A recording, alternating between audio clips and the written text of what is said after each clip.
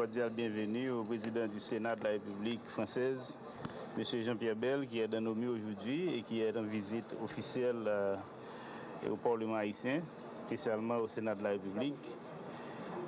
Et cette visite se situe dans le cadre du rapprochement des deux parlements.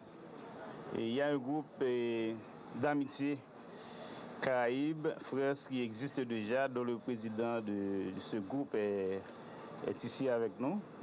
Et nous avons l'honneur de céder la parole au président Jean-Pierre Bel pour dire mieux à la presse sur le but et l'objectif de cette visite. Merci, Monsieur le Président. Je suis venu ici avec ma délégation, avec le président du groupe d'amitié, en effet, le sénateur Bernard Piras, pour témoigner de l'amitié qui existe entre nos deux pays et surtout une amitié, ça se conserve et ça s'entretient. Donc notre présence ici à Haïti est le signe de l'intérêt que mon pays, la France, porte à Haïti dans une période bien sûr particulière de son histoire.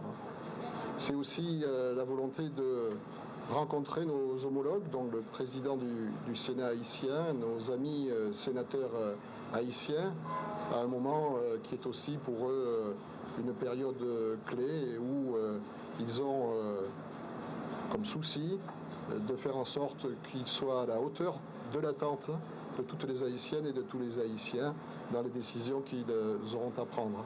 La France a une histoire commune avec Haïti, je viens de le dire.